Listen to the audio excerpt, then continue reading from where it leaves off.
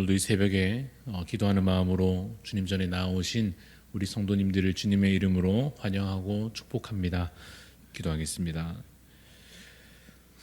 하나님 아버지, 오늘 이 시간 이 자리에 우리 함께 나와 하나님을 찬양하며 주님을 예배할 수 있게 하심을 감사합니다. 구원의 능력으로 우리를 살리셨고 영원히 살게 하실 것을 믿습니다. 보이는 삶이 전부가 아니요 하나님 나라와 영원한 안식과 참된 평화가 우리에게 약속된 것을 믿습니다. 믿음으로 말미암아 우리가 이미 새로운 피조물 되어 이미 주 안에 거하며 약속된 은총을 누리며 이미 주님의 나라를 맛보고 있음에 감사합니다. 우리에게 주님 믿음을 더하여 주시옵소서. 낙심치 않게 하시고 두려움을 이기게 하옵소서. 질병 중에도 주의 능력을 의지하오니 살아계신 하나님을 믿음으로 바라보게 하옵소서. 가난과 고통과 환난 중에도 임마누엘의 하나님을 바라보게 하여 주옵소서. 주님, 우리에게 믿음을 더하여 주옵소서.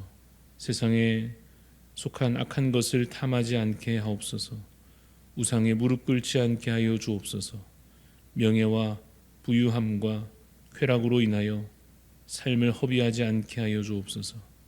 주어진 삶을 주님의 종으로 주님 일 맡은 청지기로서 충성된 자로 살게 하옵소서.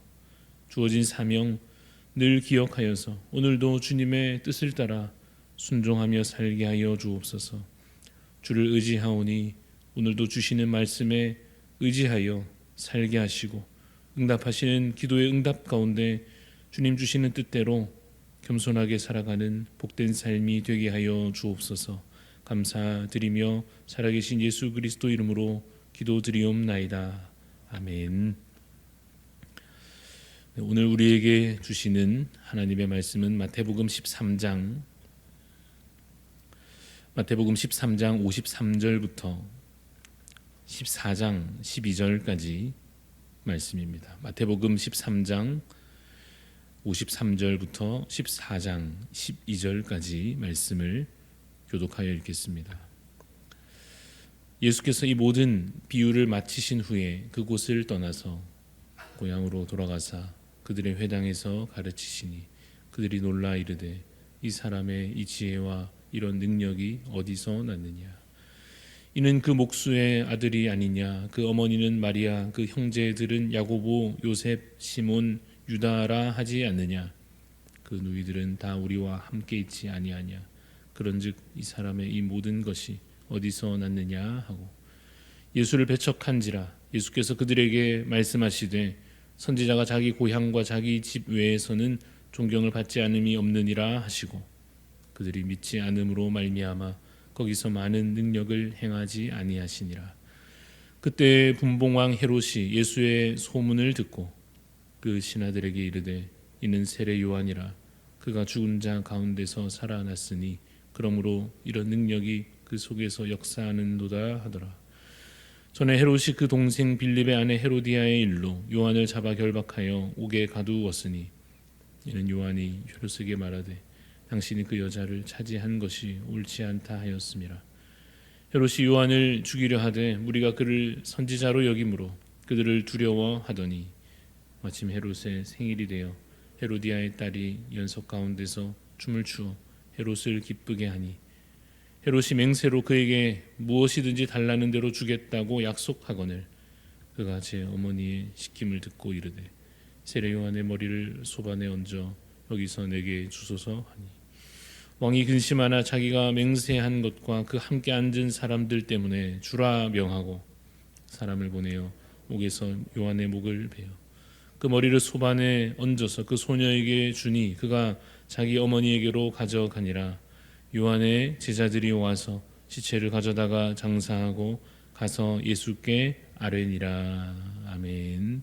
네, 오늘 말씀의 제목은 믿음에 이르기를 원합니다입니다. 믿음에 이르기를 원합니다 라는 제목으로 말씀을 나누고자 합니다. 오늘 우리가 읽은 이 본문에는 두 가지 내용이 기록되어 있습니다만은 앞부분에 해당하는 13장 53절부터 58절까지의 내용에 오늘은 주목하여 말씀을 나누고자 합니다. 제목을 그 해당 내용에 관하여서 붙여보자면 예수님의 고향에서 일어난 일, 이렇게 이 사건과 이 내용을 제목을 붙여 말할 수 있을 것 같습니다. 또 다른 방식으로, 다른 제목으로 해보자면 왜 그들은 예수님을 믿지 못했는가, 이렇게 할 수도 있겠고, 하나 더 해보자면 선입견이 가져오는 오해라고 제목을 붙여 볼 수 있을 것 같습니다. 우선 내용을 먼저 살펴보겠습니다. 예수님께서 지금 한창 여러 지역을 다니고 계십니다. 여기저기에서 많은 사람들을 만나고 계십니다. 그래서 다니는 곳곳마다 그곳에서 천국 복음을 전파하시고, 또 중요한 교훈들을 가르치시고, 또 병든 자를 고치시고, 죽은 자를 살리시고, 귀신을 내쫓으시고, 그래서 많은 사람들이 예수님을 만나고 예수님을 믿고 예수님을 따르는 그러한 일들이 한창 이루어지고 있습니다. 물론 그 와중에도 이 바리새인들과 서기관들 같은 믿음 없는 자들도 있었습니다. 예수님의 기적을 보고도 자신들의 욕망과 자신들의 고집과 잘못된 율법에 대한 해석으로 예수님을 믿지 않고 오히려 예수님을 비난하고 핍박하던 자들도 있었습니다. 그러던 중에 이제 예수님께서 이 고향 땅에 오신 것입니다. 내용을 이미 읽었습니다만 질문해 볼 수 있겠죠. 이 고향 사람들은 어땠을까 하는 것입니다. 예수님을 만나도 믿는 자도 있었고 믿지 않는 자도 분명 있었는데, 예수님을 어떻게 보면 예전부터 잘 알고 있던 이 고향 사람들은 예수님에 대하여 어떤 반응을 보였습니까?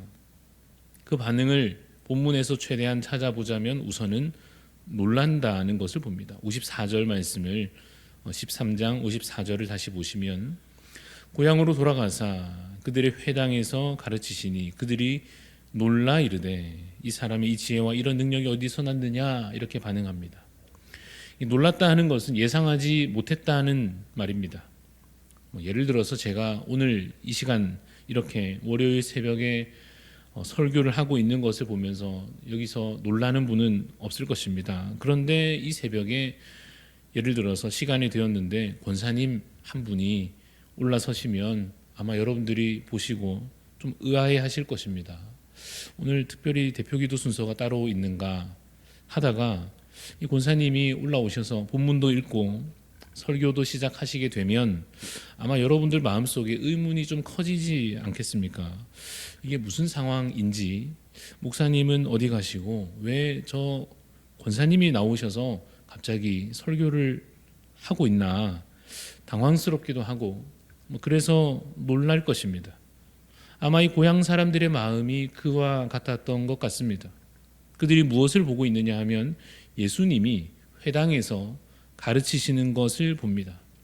이 회당에서 가르친다 하는 것은 보통 누가 하는 역할이냐 하면 율법 교사나 서기관이나 흔히 말하는 랍비나 그렇게 유명하고 뛰어난 학자이거나 해야 이 회당에서 사람들을 가르칠 수 있는 것이지, 아무나 그냥 서서 자기 하고 싶은 말 하는 회당은 그런 곳은 아니었습니다. 그런데 예수님께서 그곳에 서서 가르치시니까 사람들이 놀란 것입니다. 그들이 놀라면서 뭐라고 합니까? 방금 읽었던 54절에 이 사람의 지혜와 이런 능력이 어디서 났느냐라고 말합니다. 자신들이 알기로는 예수님에 대해서 알기로 딱히 무슨 대단한 학업을 한 것도 아니고 어느 뛰어난 선생 밑에서 그 가르침을 받은 것도 아니며 그냥 뭐 하던 사람입니까? 목수집의 아들이고 나무 자르고 깎고 가구 만들고 기둥 만들고 그랬을 것 아니겠습니까? 그런데 갑자기 어디 유학이라도 다녀온 것처럼 회당에 서서 예수님이 가르치고 있으니 놀랐던 것입니다. 그런데 또 놀라운 것이 무엇이냐 하면 자신들이 들어보아도 이 예수님의 가르침이, 그 내용이 어떠했습니까? 지혜로웠던 것입니다. 능력이 느껴졌던 것입니다. 마치 우리가 잘 몰라도 기적을 보면 누가 봐도 우와 하게 되듯이 그 가르침을 들어보니 자신들이 느끼기에도 이 고향 사람들의 입장에서도 무언가 뛰어나고 대단하다는 것이 느껴진 것입니다. 그러면 여러분, 그 놀라움을 가지고 무엇으로 이어져야 하겠습니까? 믿음으로 이어져야 할 것입니다.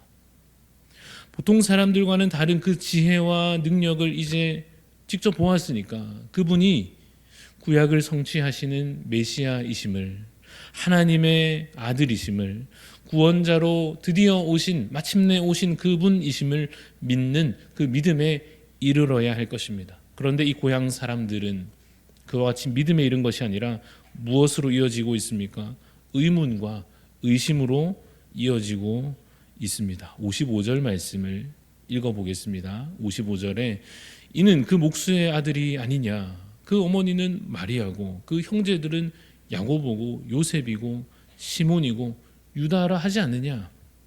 그 집안 식구를 다 아는 것입니다. 어릴 때부터 예수님 어떻게 자랐고 그 과거의 일들을 다 보아서 아는 사람들입니다. 56절도 보십시오. 그 누이들은 다 우리와 함께 있지 아니하냐.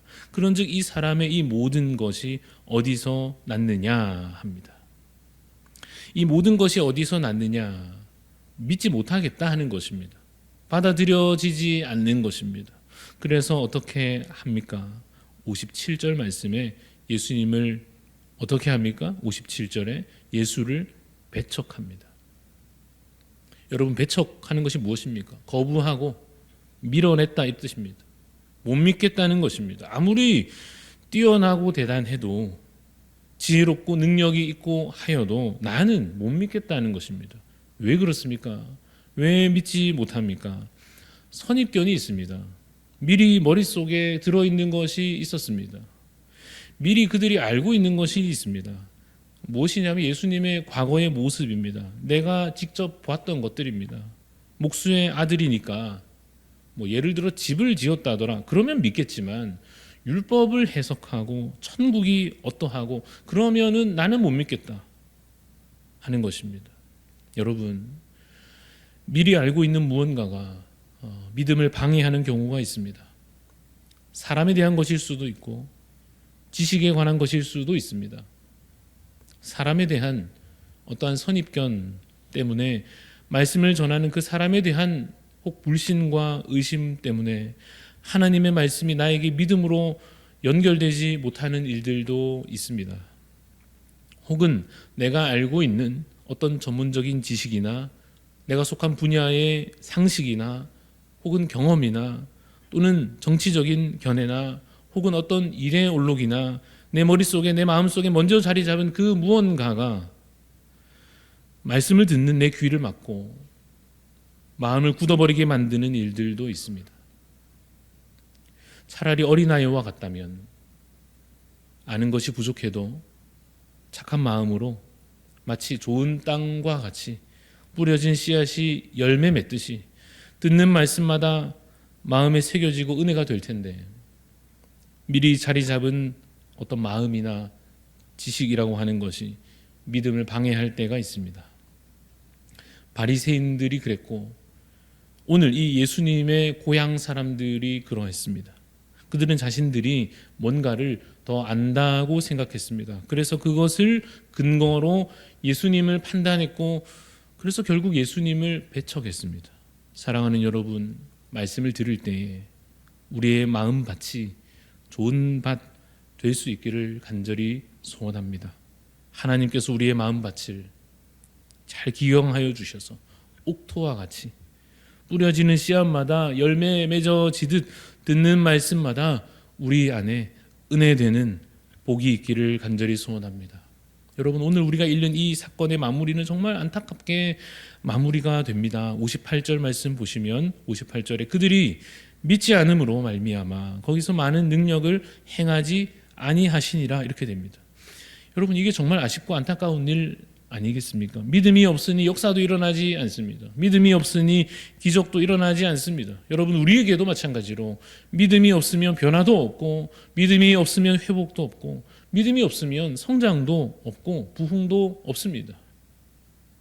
오늘 우리에게 필요한 것은 하나님에 대한 믿음입니다. 말씀 앞에 겸손하게 서는 것입니다. 사람 앞에서가 아니라 말씀 앞에 겸손해야 합니다. 오늘도 살아계시는, 그래서 우리에게 오늘도 말씀하고 계시는 하나님 앞에서 겸손히 듣고 행하여 그 믿음으로 열매 맺어 하나님께 영광 돌리는 그런 칭찬 받는 믿음의 사람이 되어야 할 것입니다. 그래야 우리 삶에 주님의 역사가 일어날 것입니다. 기도의 응답을 그때야 경험하게 될 줄로 믿습니다. 여러분, 성경 곳곳에는 믿음으로 칭찬받는 사람들이 많이 나옵니다. 우리도 그러하기를 바라는 것입니다. 내 경험과 지식은 부족하여도, 내 능력과 힘은 부족하여도 하나님을 신뢰함으로, 그래서 어린아이와 같은 그러한 착한 믿음으로 하나님을 기쁘시게 하고, 또한 하나님의 역사와 기적을 오늘도 그래서 경험하고, 오늘도 기도의 응답과 하나님의 그 놀라운 손길을 경험하는 복된 날이 되시기를 주님의 이름으로 축원합니다. 기도하겠습니다. 하나님, 우리에게 믿음을 더하여 주시옵소서. 내가 이미 알고 있는 것으로 인하여서, 내가 이미 먹은 마음으로 인하여서, 하나님, 내가 들은 말씀 내 안에 열매 맺지 못한 채로 그냥 말라버리지 않도록, 주님, 뿌리 내리지 못하여 그냥 그렇게 썩어버리지 않도록 주님, 우리에게 어린아이와 같은 믿음을 허락하여 주시옵소서. 매일같이 말씀을 읽고 듣는데도 주여 고갈된 심령으로 살지 않게 하여 주옵소서. 살아계신 하나님, 오늘도 내게 말씀하시는데 그러한 아무런 은혜 없이 하루하루가 지나가지 않게 하여 주옵소서. 고향 사람들이 예수님을 이미 아는 것 때문에 오히려 믿기 힘들었던 것처럼 주여, 혹시 우리 안에 먼저 자리 잡은 무언가가 우리의 믿음을 방해하지 못하도록 주여 우리에게 겸손한 마음을 주시고 다시 낮은 마음으로 말씀을 읽고 말씀을 들으며 말씀을 배우며 말씀을 행하게 하여 주옵소서. 그래서 하나님 앞에 믿음으로 말미암아 칭찬받는 주님의 종이 되게 하여 주셔서 하나님 내게 주신 믿음으로 말미암아 오늘도 변화된 삶을 살며 오늘도 역사하신 하나님을 경험하며 하나님께서 우리 가운데 일하심을 보게 하여 주옵소서. 주님, 오늘도 주신 이 하루를 이제 시작하는데 패배하지 않도록 승리하는 삶을 살 수 있도록 말씀을 우리에게 무장하듯 채워주시고, 그래서 모든 악한 마귀 사탄이 몰려올 때라도 말씀으로 이기게 하여 주시며 오늘 내 감정과 내 기분과 내 상황에 휘둘리지 아니하고 살아계시고 진리이신 이 말씀 붙잡고 감당해내므로 참으로 이 하루를 또 마감할 때에 돌아보면 기쁨이요 감사요 은혜된 하루 되는 그런 복된 하루 오늘 되게 하여 주시옵소서. 감사드리며 살아계신 예수 그리스도 이름으로 기도드리옵나이다. 아멘. 하늘에 계신 우리 아버지여, 이름이 거룩히 여김을 받으시오며 나라가 임하시오며 뜻이 하늘에서 이루어진 것 같이 땅에서도 이루어지이다. 오늘 우리에게 일용할 양식을 주시옵고 우리가 우리에게 죄 지은 자를 사하여 준 것 같이 우리 죄를 사하여 주시옵고 우리를 시험에 들게 하지 마시옵고 다만 악에서 구하시옵소서. 나라와 권세와 영광이 아버지께 영원히 있사옵나이다. 아멘. 우리 오늘도 중보하며 기도할 때에 향기교회 구화도 목사님 위해서 기도합니다. 주를 위해 섬기며 선을 행하다가 낙심치 않게 하소서. 일용할 양식을 공급하여 주소서. 경제적인 위기가 영적 위기로 옮겨지지 않게 하소서.